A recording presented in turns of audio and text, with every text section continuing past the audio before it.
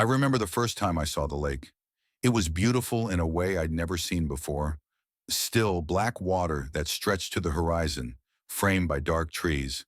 There was something ancient about it, something forgotten. The air was thick, as if the lake itself exhaled a heavy sigh that settled into the forest around it. We had been hiking for hours, me, Erik, and Dana.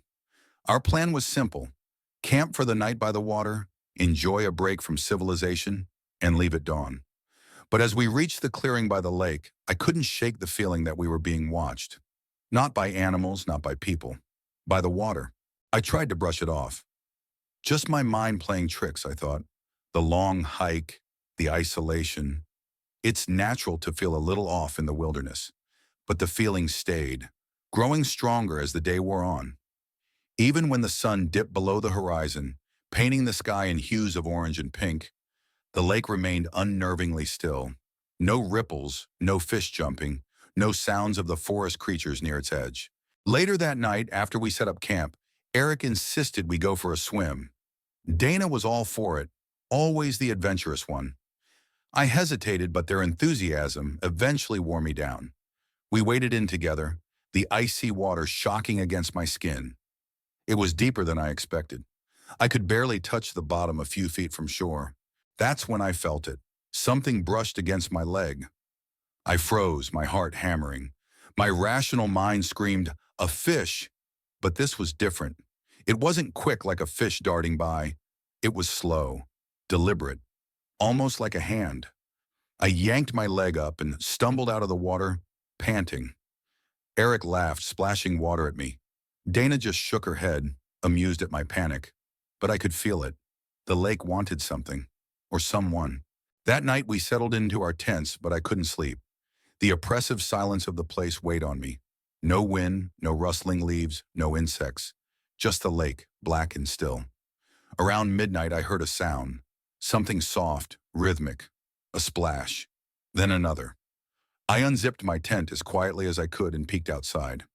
The moon was high, casting a pale light over the lake. And that's when I saw her. Dana was standing at the water's edge, staring out into the abyss.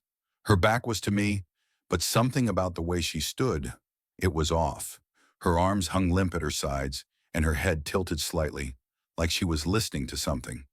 I whispered her name, but she didn't move. The splashes continued, regular now, like someone was treading water in the distance. I called her name again, louder this time. Nothing. Before I could move, she began to walk. Not away from the lake, into it. "Dana!" I shouted, scrambling out of my tent. My voice seemed to snap her from whatever trance she was in. She turned to me, and I'll never forget the look on her face. Her eyes were wide, her skin pale, and her lips were trembling, like she was trying to speak but couldn't. Without thinking, I ran to her, grabbing her by the arm. She fought me at first, but I managed to drag her back to shore. She was shivering, her teeth chattering so violently that I thought they'd break. Erik woke up at the commotion, and together we wrapped her in blankets. When she finally spoke, her voice was barely above a whisper. It called me," she said, staring at the lake with hollow eyes. "It wants me." We packed up and left immediately, abandoning the campsite in the middle of the night. I couldn't shake the feeling that something was watching us, just beyond the trees. And as we hiked back to civilization, Dana kept looking over her shoulder, eyes fixed on the direction of the lake. She didn't speak again for the rest of the trip. That was weeks ago. Dana's been different ever since.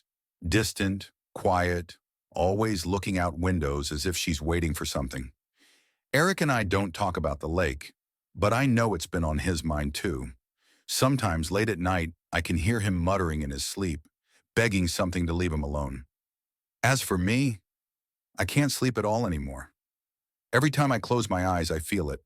A pull, a whisper in the back of my mind. The lake hasn't forgotten us. It's waiting, and I'm afraid it won't wait much longer.